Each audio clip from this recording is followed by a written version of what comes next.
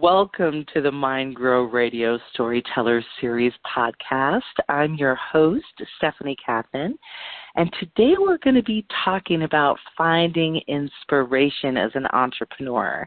Today's guest is the creator of the Write Meow editing services. She is an enthusiastic supporter of rebels who want to change the world. She empowers them to share their inspiring visions and stories with others. And with her meticulous developmental and copy editing service, she ensures that her clients' work are spot on in conveying their message. And I've had the opportunity to spend time in her presence, and I have to tell you, she's one of the coolest people on the planet. And when she isn't busy transforming ideas into powerful works, you can find her exploring spiritual practices and collecting crystals and making an impact with some of the other coolest people on the planet. And it is my great pleasure to welcome Colleen Kern to the Mind Grow Studio. Welcome. Hi, I'm so glad to be here. So glad to have you here. And as I said, I got the opportunity to meet you. I got the opportunity to be in your energetic presence. And one of my favorite things that I noticed about you is your creative energy and how you've been able to create a life and a business where you get to play in that creative space every day. And so I guess my first question is, did you always know you wanted to be a creative and an entrepreneur? And what inspired you to start the Write Meow and support rebels who want to change the world? Oh, so the easy answer is no. I didn't always know. I've always been a creative, free spirit, but my previous, I'll tell you a secret, my previous career was as a CPA. So when I went to school a million years ago, it was like, well, I could do something that's more fun, but what am I going to do with it? How am I going to make money? How will I survive? And it was very pushed in my family to get a practical degree. So I became an accountant just because it clicked. I have, both left and right brain where I'm able to do creative and analytical thinking. But I was always the one that would be like, oh, let's add more color to this spreadsheet. Let's zhuzh this up a little bit. Like, why is this so boring? And throughout my career, I ended up being the one people came to be like, hey, can you proofread this? Can you go through and maybe make this memo? Can you make this handbook? And I loved it, absolutely loved it. And my last accounting position, they actually wanted to do some blogs and asked for volunteers. So I volunteered, and that was my first paid writing assignment. And I was like, oh my God, this is so cool. And then, of course, the world shut down, and I got let go. And I was like, you know what, I'm going to do this. I'm going to make this my career. Accounting has always made me feel sick and burnt out, and it was a struggle for me health-wise. And so I switched, and the first client I got was another CPA. I was lucky enough to go in-house with him for a while and take control of the marketing and do all the things related to writing our ads and writing our content and our blogs and all the things. And when that relationship ended, I decided to go, full out. I rebranded as the Write Meow. To me, it's a giggle. One of my coaches suggested it to me, and I was like, yes, because every Zoom call I was on, I had a little cat tail going right through the screen. And then over the course of last year, I was like, you know what? My goal for this year is really to figure out what it is I love to do. Because I like to write. It's very enjoyable for me. But what I found last year was that most people were seeking an editor in some sort. They wanted a critique of their website. They didn't want it written. They just want it zhuzhed up a little bit, or make sure that the repetitive words weren't there, or the SEO was correct. And so that's where I started getting into it. And in the fall, I got to do someone's ebook on loneliness, which was a great challenge because I had to keep her very gentle tone And then the next project was a kid's book. And the woman was done. She had done all the watercolors. So I got to see the final product and edit it with her. And so that's kind of how I got into where I am now. I love the name. And for those listening who can't see the visual, it's the Write Meow, Write, and meow like cat. And you just said you have cats, right? You have 2 cats, 3 cats? How many cats do you have? I only have 2. Apparently that's the cat where my husband gets, he's actually allergic. But I have 2 cats, and they're my babies. They're Fry and Leela. One is an orange tabby, and the other one's a brown tabby. And, yeah, they're my. I had to shut the door to make sure they wouldn't be meowing. I love how you incorporated them into your business. I think that is just so cute and whimsical. What would you say, as you've had the opportunity to do this work with some different kinds of clients, was there a common struggle or what is the most common struggle that clients who come to you have, and what is the best piece of advice that you could give to somebody listening who also may be struggling with that? So I have worked with a lot of first-time authors, and what I love about that is just that they are so, my work, it's mine. And then they're like, but I don't know what to do next. I wrote a book, or I wrote something, now what? And regardless of any other advice, I'd say always use an editor if you have a book. Just find someone to go through, even if it's just a proofreader to go through. Or if you're not sure if it's ready yet, most editors will do something called a manuscript critique. So it's like a fancy book report where we go through and we discover if there's plot holes, or if, this chapter is the same as the previous one, or very close to it, looks like, you miss a few things. I think a lot of people think editors just go through and cross out the accidental the, and cross out the, and go through and make sure all the commas are correct. But one of the things we really do is we go in and we make sure that, it's consistent. Your tone is consistent. But it's also, there's some variety. We all have that favorite word. Mine happens to be, oh my God, that's amazing. And then, even on my social media, I have to be careful that I'm not always using amazing. I have to, switch it up a little bit. A lot of people, what I would love to do more of is actually help people with their blogs there's so many people who love to write. But then they're like, this just doesn't match what I was envisioning. It doesn't sound the way I wanted it to. And what I love to do is go through and make it into that clever version that you had in your head. Oh, I love that. So you not only work with the words, you find a way with your skills to capture the essence of the message and bring that through in a way that can be understood by the reader. I love that so much. So good. Yeah. Whew. Love it. It's so much fun.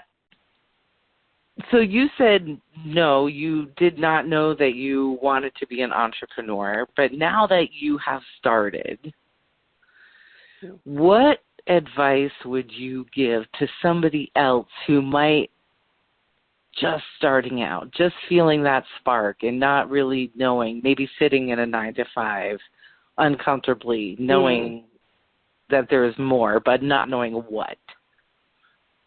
Yeah. Oh, great question. So I think the first thing to do is really decide when you're going to transition. So I think a lot of entrepreneurs kind of fall into it and they didn't have a transition period from where they were earning income consistently to creating their own income and wearing all the hats, just doing all the things. So as an entrepreneur, you do everything from, the bookkeeping to cleaning the floors if you're in an actual space. I get to work from home. And so I guess I still have to clean my floors. But I think the biggest thing is really do a little bit of research, decide, okay, is this exactly what I want to do? Don't be afraid to change. I started off with one name, and now I'm the Write Meow, and I'm in the process of rebranding again, and we'll probably launch that later in the fall or winter. But I think the biggest thing is not to get hung up on the little things, like, oh, what does my logo look like? And, oh, what fonts and colors and things do I want to represent me? But really just talk to people. Go out and talk to people is the best way to start gaining traction for your business. And I'm an eWomen network, so I'm gonna quote Sandra Yancey here, but really find out.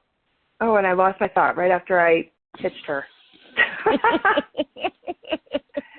But you can either the way that you go through and get experience is time, or you write a check for speed. If you have the ability to, hire a coach.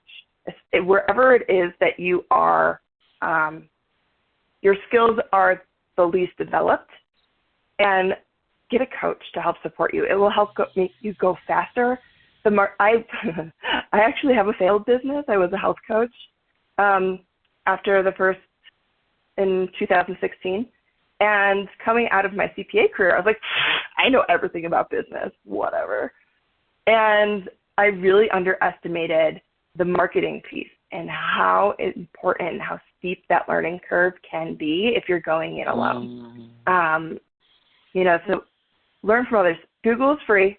There's lots of stuff out there. But having someone who's doing what you're doing, or you can see their success right in front of you, and you're like, that's what I want. Work with those people and go a little bit faster. I love that advice. And you happen to mention the eWomen's Network, and I know that you're involved deeply with that. How important is it? You kind of just stated it a little bit, but I even want to go a little deeper in it, to create a community where you are supported. I know the eWomen's Network is one of those. We actually are in a mastermind together, which is one of those. That's where we met, you and I. And I see that is important to you. So can you go into that a little bit? Sure. So one of the things that I discounted when I had my previous business as a health coach was in-person networking. I was like, I can do everything online. Not true. You really have to meet people and have conversations. I know the world shut down and everything got wonky, and that's actually when I joined eWomen. And so just showing up for all those meetings, being a face people see, it kind of is like, okay, when I need that, I know her. So sometimes it's a long game sometimes, you don't always get business right away from investing and going to networking events. But the relationships really start, once you start really diving into the relationships, that's where you find your support. That's where you find your coach. That's where you find your referrals. My business is almost all referral based. And I wouldn't be able to do that without the connections that I have developed through eWomen. I was in BNI for a while, and I prefer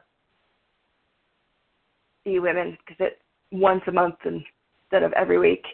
But it's really important to get in those rooms as you build your business. So the more conversations you have, the more opportunities you have for referrals or to work with those people. And the more you get inspired, right, which is one of the things that we're talking about today, because when you're in that human energy and connecting with other humans, engaging in actual conversation where you're exchanging energetic value with each other, you get inspired, you get ideas. Oh, absolutely. It's amazing. So that is like such a powerful share. Would you mind it's sharing? lonely to be an entrepreneur. It is. It is. And the support you have to is find out that there. Community. Yeah. And sometimes you have to create easy to your turn own. into a hermit. Exactly. Yes. Because sometimes it's easy to turn into a hermit as an entrepreneur. And then all of a sudden you're like, oh, 3 months have gone by. What did I do? Who did I talk to? What happened? So having a network, they also help keep you accountable. You know, when they're like, oh, what's new with you? How's your things going? And you're like, I didn't do anything. Versus, oh, it's going great. I have this new client and blah, blah, blah. And the right group for you will support you as, like, celebrate your wins, even the small ones. Yes. Would you mind sharing a few tips from your own personal growth toolbox that you've used to help you find inspiration when you needed it? Sure. Or to help you stay on track, or whatever you've got for us. We are in. All right. So for my creativity and everything, I think it's really important that you put white space into your calendar. So what I mean by that is that you don't have things scheduled back to back to back to back to back. Our brains require time to switch tasks. So having a 15-minute little window between what we were doing to what we want to do is amazing. Using the Pomodoro technique really helps me stay focused, and I think it helps me do better work because I'm in that, like, oh, my alarm's going to go off. The traditional way to do it is like 30 minutes of work, 5 minutes break for 4 rounds, and then a 30-minute break. Sometimes I do an hour or an hour and a half in between breaks, but really step away, stand up, movement. I am a big proponent of meditation, especially when you're just kind of at that point where, like, oh, I don't know what to do next. I think it was the Dalai Lama or another such person who said, if you're busy, you know, make an hour a day to do meditation, and if you're feeling like you don't have enough time, do 2 hours. I might have butchered that a little bit, but I'm pretty sure that's what it was. And I find that to be super important in clearing my mind, focusing it, kind of releasing some of the, oh, imposter syndrome, or the, like, oh, I don't want to do this today. It really helps get me back into that space. And then hobbies are fantastic, and I have a bazillion of them. And trying to make time for days where I get to do something fun that isn't monetized is super, super important, I think, to staying in the groove, and then, you know, in your, either in your actual operations and doing the work, or in helping to inspire more creativity, because you get something from a meditation, or like, oh, that was the thing. I need to do that. That's amazing. Having a faith. So I am, for lack of a better word, agnostic. I kind of believe a little bit of this, a little bit of that, and I'm kind of eclectic with my spirituality. But I have a faith in something greater than me, and I have a faith that I am being led. So I think that's important for anyone, not just entrepreneurs, is to have some sort of spiritual practice, because it helps ground you so much, because you go like, okay, I have this, I'm not alone. There's other forces at work here that want me to succeed, and my job is to just listen. I think is a huge part of it. I would so agree with that. Oh my gosh, 100 million trillion %.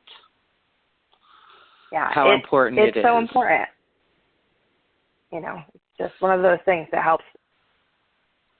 really helps ground you, and then say, yeah, it's okay for me to dream big and go after that big, big dream. Because it may or not happen in your lifetime, the success of whatever it was that you wanted to achieve. We're constantly working towards it as, like, this is my big, big dream. That's kind of not tied to revenue or a number necessarily. I think helps a lot. Yes, and schedule it, right? That's what you're saying. Schedule that time. Yeah, absolutely. Schedule it. Schedule. For me, my calendar is where I live. Like, if it's not on my calendar, I'm not doing it. Like, it has to be on there in some way. So I use tools to help me remember. Because, I have ADD, so I'm always all over the place. And then I'm like, what am I supposed to be working on today? I don't know. Oh, I have a list. It's in my calendar. Okay, I can keep moving on things. Yes, it just kind of gives you that structure. I didn't realize how, because when you're doing everything, you kind of like just, you're wearing all the hats, as you said, you're doing all the things, and you just kind of start doing it, but you don't have the guided structure until you calendar it. And it really helps to guide my day in a way that I can easily understand without getting overwhelmed, right? For me. Oh, yeah.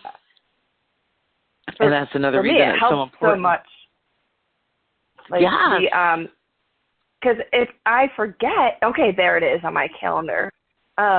And really having structure in place and kind of, I know as creatives, a lot of people go, oh, you're going to make me do a routine. Yeah. But the routine actually really helps spark that creativity because you're in that space each day and you're like, oh, this is my creation time.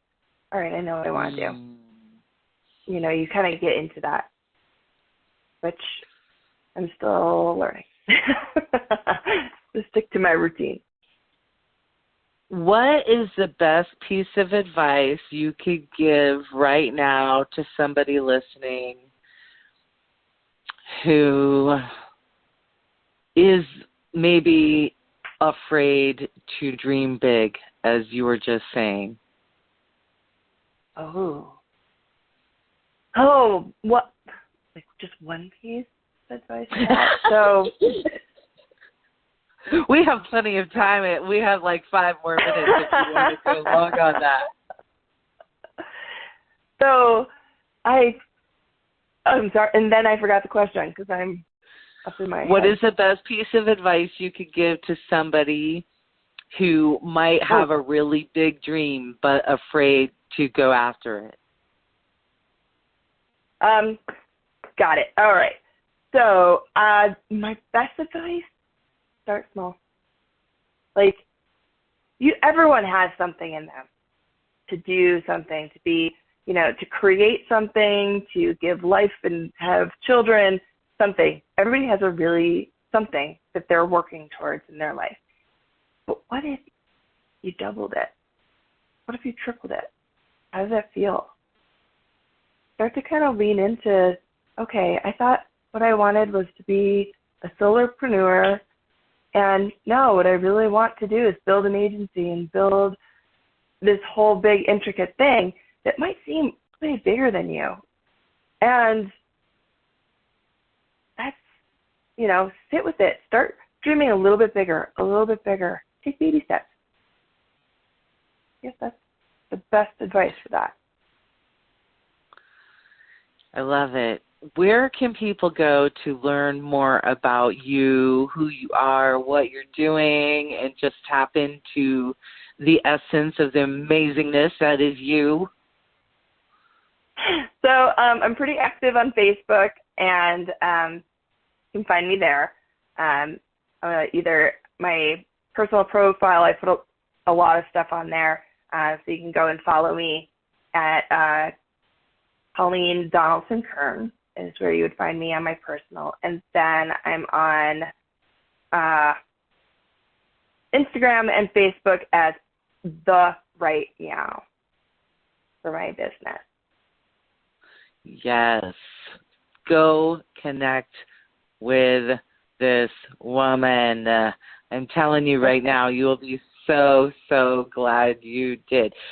We attended this live event together, and then coincidentally, the universe rendezvoused us together after the event. We both happened to be at the same restaurant, and I was getting takeout, her and one of the other members were going to go in and get something to eat, and they reached out to me and said, hey, come join us, and we had the best time, and it was so wonderful to be in your energy. And I just want to say I'm so, so thankful that you are in my world, and I'm so excited for all the stuff that you've got going on. It's amazing. Amazing. Amazing. Are there any last words that you had to say to the audience before we go? I guess first, before you, my earbuds died. Before you go and decide that something's not good enough, get a second opinion. Like, there's so many alternate, we say the worst things in our head. I actually have something on my desktop that says, you will never speak to anyone more than you speak to yourself in your head. Be kind to yourself. So I think that's the biggest one. Be kind to yourself. We see all the imperfections in our own work, but other people are like, oh my God, that is what you even do. So allow yourself to create and be kind to yourself. I love it. I love it. Thank you to our special guest, Colleen Kern, for joining us here in the Mind Grow Radio studio. Thank you to our listeners for tuning in with us here on the Mind Grow Radio Storyteller Series podcast. I am your host, Stephanie Kathan, and until we meet again, keep shining in your brilliance and rocking your vibe. And we will see you next time. Everybody, go connect with Colleen. Go to the Write Meow. Go follow her on Insta. Go tap into her energy wherever you can. And we will see you on the other side. Okay, bye-bye, everybody.